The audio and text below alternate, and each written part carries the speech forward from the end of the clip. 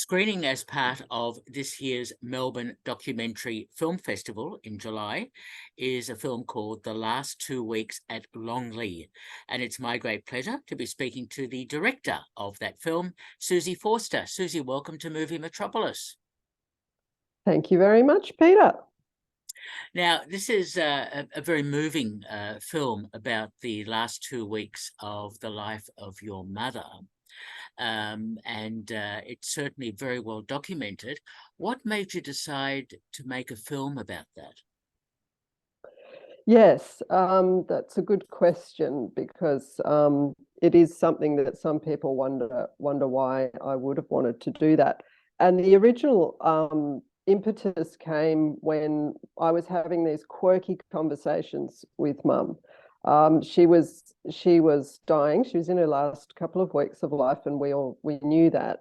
And she was taking some drugs for relax. They called it, to relax and to stop restlessness. But they actually kind of, it was like sometimes she was getting a bit trippy on them as well. And so we were having these very quirky conversations, and I thought, I've got to record some of these because they're so funny, the things that she starts to talk about. And she would talk about things she'd never talked about before to me and start telling me stories and things. So I began recording for that reason.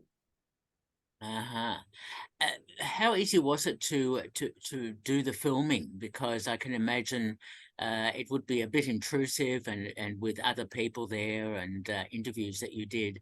It must have been an interesting process. Yes, it was. Look, it didn't feel intrusive. I think if it had felt intrusive, I would have stopped.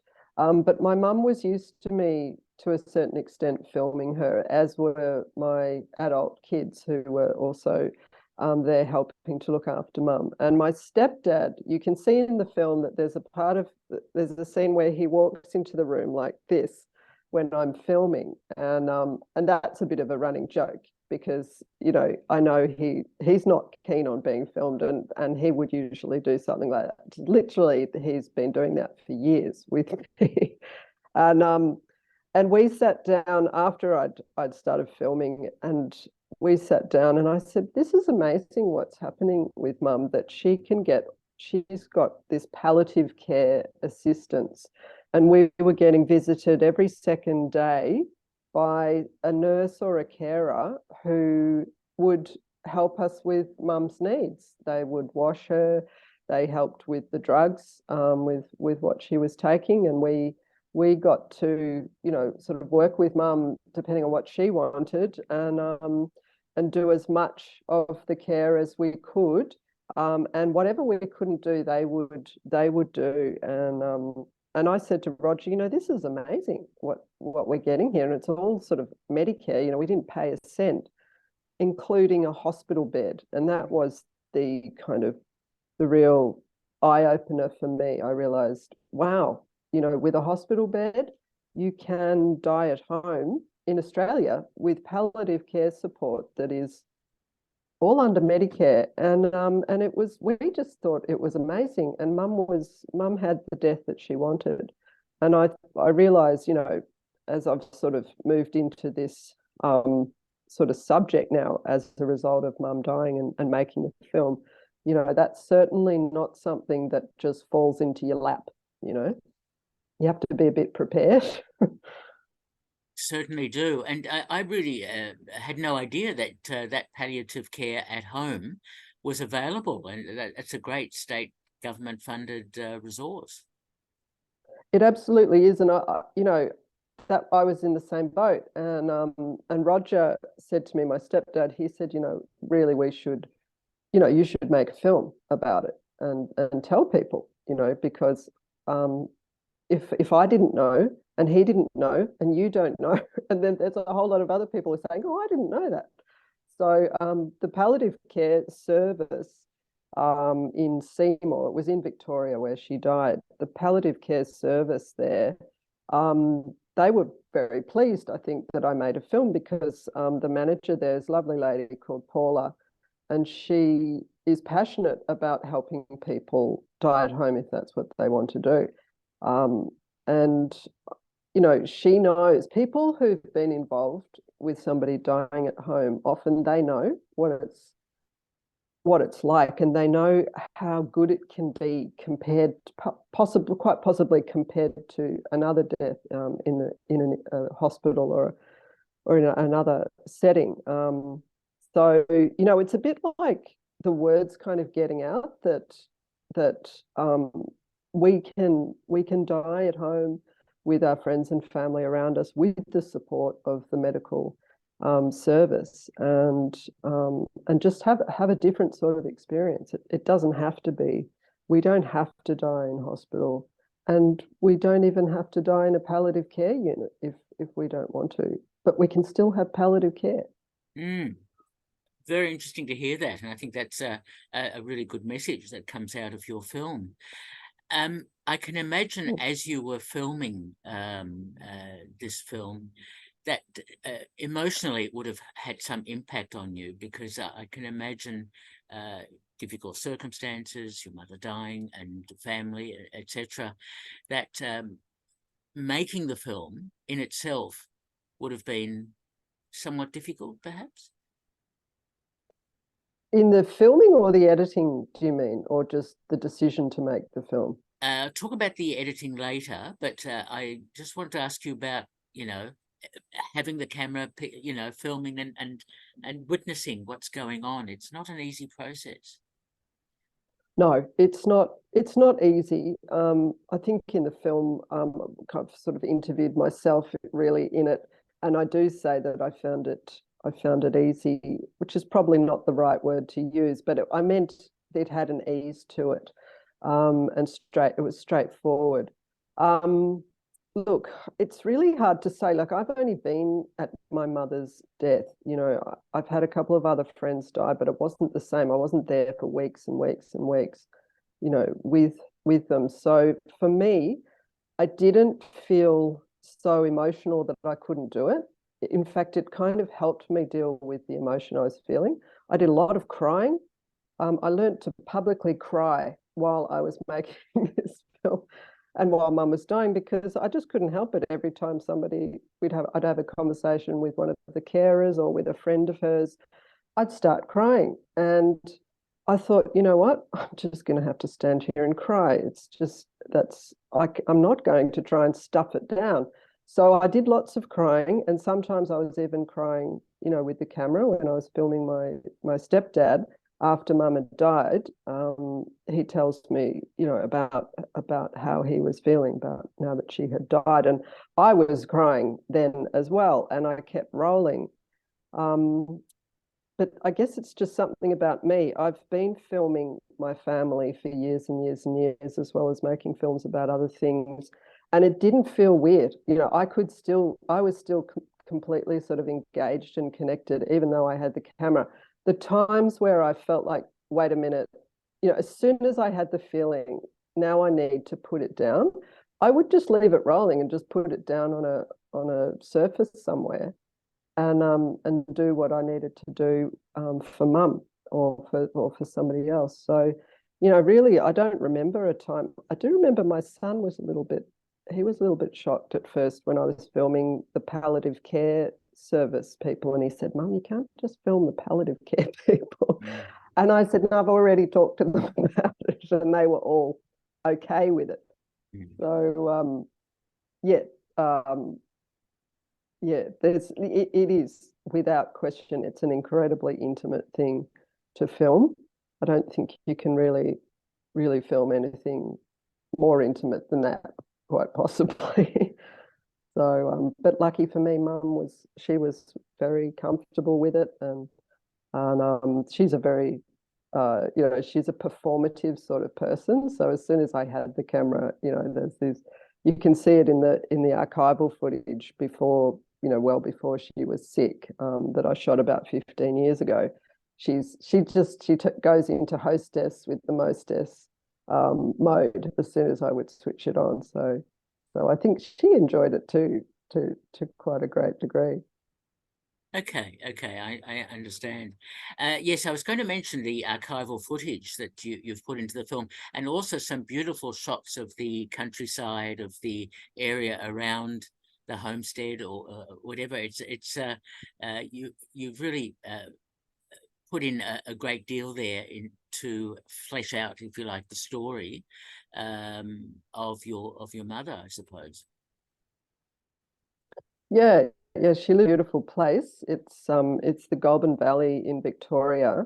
And because I was there for weeks and weeks helping her die, when somebody's dying, there's lots of waiting time, which is something that I talk about in the film a bit, or the Christine, one of the nurses, talks about. Because everyone's sort of wondering, how long is this going to take? You know, like, how long are we going to be here? And it's this funny sort of feeling where you get like, I shouldn't be asking that question, you know, but Mm. everyone is kind of thinking it. Um, and so, you know, it was perfect time to be able to go for lots of walks around her property and to film the beautiful views and the trees, the lichen. You know, it's this place. She used to talk about how much lichen there was growing on the tea tree, and and that it was a sign of really clean air in Victoria, which was a nice thing. So, you know, I had a beautiful experience really, of setting off with my camera and a tripod and finding the El Primo view spots that she probably sat in and walked the dogs around and looked at a lot in her life. Mm. Again, really interesting to hear that. Yeah, let's now talk about the editing process, because that's obviously also not an easy decision to make about what stays in the final version of the film, what has to be removed, whatever. How did you approach that? Um, Mainly, you know, first of all, just by watching what I had, which luckily wasn't an extraordinarily large amount of footage. So I watched it all, and I could see pretty quickly that there was a film in there, and that some of these moments that we had with Mum, and certainly the incredible intimacy in the moments that I captured with her husband, my stepdad, and also the footage of her being carried out of the house in a body bag by the crematorial service people. There were times where I looked at that, and my daughter was playing music in the house. She's a professional musician, and beautiful song that she was playing. As I watched, I just thought, oh my God, this is going to be a really beautiful film and interesting, you know, about death. And it appealed to me because I'm somebody who, you know, I had my kids at home. I was really into home birth. And living up here on the North Coast, there's lots of people who want to help shift our attitude to death from something that we don't like talking about to something that we consider more and that we can have a more positive relationship with. So that was something that quickly sort of felt like something I'd like to contribute to. Mm. You certainly have. It is a very difficult topic, and I mean, seeing a film like this, I think, may help and educate a lot of people in the audience. Yeah, I hope so. I hope it is like that, that people are pleasantly surprised, you know, and to see that this is. I hope it comes through. You know, that Mum had the death that she absolutely wanted. In fact, she demanded it. You know, and I tell that story of how she was in hospital, saying to me, "Suze, I want to come home," Mm. and she'd say it very loudly.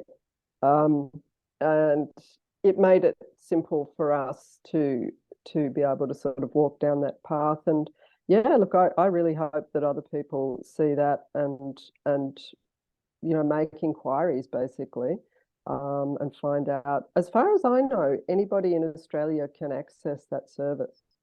I'm still getting more info from the health department, but um, looking online, it appears that every single state has palliative care services, where you can access them from home. Paula at Seymour Health told me that is absolutely the case, and yeah, there's people who really want to see it happening more, you know. I mean, the government really should be doing a bit more probably to get the word out, and I think they are starting to, because of course it's better for hospitals to not be full of Mm. people who would actually prefer to be at home anyway and don't need that much sort of medical intervention. Yes, yes, exactly. Yes, the word should get out about that. I agree with you. Look, the film is really nicely shot. Did you mention that you've made previous films, Susie? Yep. I've been making films for about 15 years. So I've shot lots of short films about people, usually the underbelly of society, and topics and subcultures that don't get much attention usually. People with disabilities, um, uh, home birth. Um, um, I think of the other films that I've made. Lots of films about art. Um, Ah, yeah, so yeah, and my mum was an artist, of course. So um, her house is filled with her art, and it was lovely to get to include that in this film too. yes, yes. Oh, how interesting! What an eclectic range of films that you've been involved with. That's great. Yeah. Yeah, thanks. Are you, uh, by any chance, planning another film? Yes, I am. I can't say yet what it's going to be about because I'm waiting for my moment to approach the people who I'd like to make it about. But really, it feels like such a lovely thing to be able to do, to have made this film. There's nothing else I would have rather done, you know. Mm. And now I can see that that's what I would like to do next, is another film about people that I care about very much, who are, living their lives and doing interesting things and possibly outside of the box. I really love that. I love the way film can lets us into other people's worlds, especially documentary. Um, I just went back and was watching Bastardy the other day, reading that uh, uh, Amiel Yeah, has made another documentary, yeah. also about somebody who dies at home. Yes, yes. I've seen that. That's right. Very true. Look, the last 2 weeks at Longlee's playing, which is great to see, at the Melbourne Documentary Film Festival. Um, uh, and also, will it be screening elsewhere? It will be screening elsewhere. Yep, it'll definitely get us probably at least one screening up here on the north coast of New South Wales. And then I'm going to be doing, I hope, an extensive festival run with the film. So it's just beginning with the Melbourne Documentary Film Festival, because the whole story happened down there in Victoria, and it felt like the right film festival to begin, and hopefully the people, the palliative care people, and my family are all going to get to see it at Cinema Nova, which is pretty exciting. Yes. And yeah, and then yeah, I'm going to be taking the film on the road as much as I can, because yeah, just would like to be able to get that message out to people that, here's an option, and it's in a very personal way. This film, it's about as personal um, a film as I think it's possible to make, and so it's a very intimate window into the experience that I hope helps people to not feel so afraid of what it would be like to die at home. To see how much care can happen and how peaceful it can be. You Mm. know. Definitely peaceful. There is such a serene nature to the film that's really beautifully um, in evidence. So well done on that. Thank you very much. Okay, we've been speaking to Susie Forster, who is the director of The Last 2 Weeks at Longlee, screening as part of the Melbourne Documentary Film Festival. Susie, thank you so much for talking with me. Thank you, Peter. It's been a pleasure. Bye-bye. Cheers.